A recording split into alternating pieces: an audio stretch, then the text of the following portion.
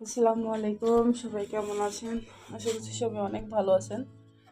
সকাল সকাল ঘুম থেকে উঠছি, সকাল সকাল মানে ভোরে ঘুম থেকে উঠি। আর সব কাজ শেষ, প্রায় রান্না টান্না এগুলোই করতে হবে, কাটা বাছাও হয়ে গেছে। এখন বাজে 8টা। বাইরের এরকম আবহাওয়া, একদম অন্ধকার হয়ে আছে।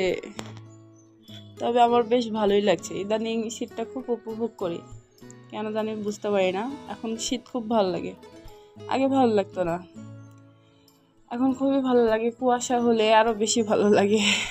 সকালে ঘুম থেকে উঠে আমি আগে খেয়াল করি যে কুয়াশাটা কেমন পড়েছে, আর রোদ না উঠলে আরও বেশি ভালো লাগে। কি বলবো।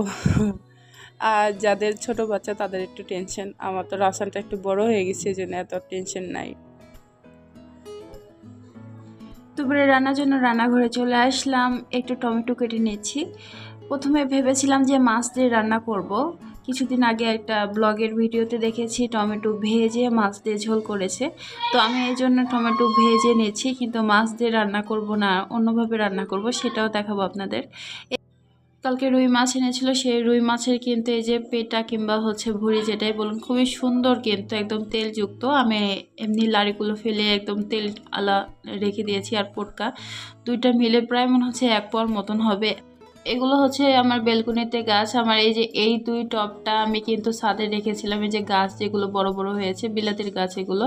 আর পাশেটাতে শশার ছিল, বিচি দিয়েছিলাম, এগুলো সুন্দর গাছ বের হয়েছে। তো ছাদে রেখে দিয়েছিলাম, বাচ্চারা একদম তুলে শেষ করে ফেলেছে, এই জন্য নিচে নামিয়ে এনেছি। আমার রাফসান আবার এইসব গাছপালা চিনে না, এই অভ্যাসটা তার খুবই ভালো। ওনার সাইডে মাছটা রান্না হয়ে গিয়েছে, আর এই সাইডে যে সেই মাছের পেটা আর এই যে ভাজা টমেটো আলু এগুলো দিয়ে সুন্দর করে একদম একদম ভুনা টাইপের করব। আর এই সাইডে যে মাংসের জন্য আমি মশলাটা কষিয়ে নিয়েছি।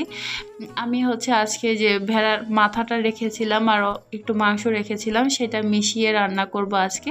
প্রথমে আমি এখানে ভেড়ার মাথার যে মাংসটা আছে সেটা দিয়ে আমি আগে অল্প করে কষিয়ে নেব, তারপরে যে সলিড মাংসগুলো আছে তারপরে মাংসগুলো দিয়ে দেব। আমি এই যে ভেড়ার মাথার মাংসটা আমি কিন্তু অনেকক্ষণ কষিয়েছি, তারপরে এই যে সলিড যে মাংসগুলো আছে এগুলো দিয়ে আবার সুন্দর করে কষিয়ে নিচ্ছি। কষানো হয়ে গিয়েছে, ঝোলের জন্য পানি দিয়ে দিচ্ছি, অল্প করে ঝোল রাখবো। আর যে গরুর মাংসের মতন মাংসই হয় না, আপনি যেই খাসি মুরগি যাই বলুন না কেন, আমার গরুর মাংসের মতন কোনো মাংসের স্বাদ আমার কাছে হয় না। এখন এই যে একটু বেরেস্তা দিয়ে দিচ্ছি আর একটু ভাজা জিরা গুঁড়া দিয়ে দিচ্ছি। মাংস হয়ে গিয়েছে, আর 5 মিনিট পর চুলাটা বন্ধ করে দেব। আজকে কিন্তু দুপুরে রান্না বান্না হয়ে গিয়েছে। আজকে দেখাই, এই তো মাছ রান্না করেছে এই সাইডে, এই যে মাংস রান্না হয়েছে। তারপর আমাদের বাসায় বিদ্যুৎ ছিল না, এই জন্য প্রেশার কুকারে ভাত রান্না করেছি। এই সাইডে এই যে মাছের পেটাটা সুন্দর করে রান্না করেছি, কিংবা মাছের নাড়ি ভুড়ি যাই বলেন, সেটা সুন্দর করে এভাবে রান্না করেছি, একদম তেল কিন্তু উপরে ভেসে উঠেছে। এখন আমি একটু ভাত বেড়ে নিয়েছি, বাবুকে ভাত খেতে দেবো। আমার ভিডিওটা এ পর্যন্ত যারা দেখেছেন আপনাদেরকে অসংখ্য ধন্যবাদ। যদি ভালো লেগে থাকে অবশ্যই আমাকে একটা কমেন্ট করতে ভুলবেন না। আর আমাকে কিন্তু দেখছি আমি ইউটিউবে বেশ অনেকগুলো সাবস্ক্রাইবার পেয়েছি, প্রায় 200-র মতন এই 2 দিনে। তো আপনাদেরকে অনেক ধন্যবাদ এবং স্বাগতম জানাচ্ছি আমার চ্যানেলে। আর আজকে এ পর্যন্তই, নতুন আবার ভিডিও নিয়ে আবার হাজির হব। সবাই ভালো থাকবেন। আল্লাহ হাফেজ, আসসালামু আলাইকুম।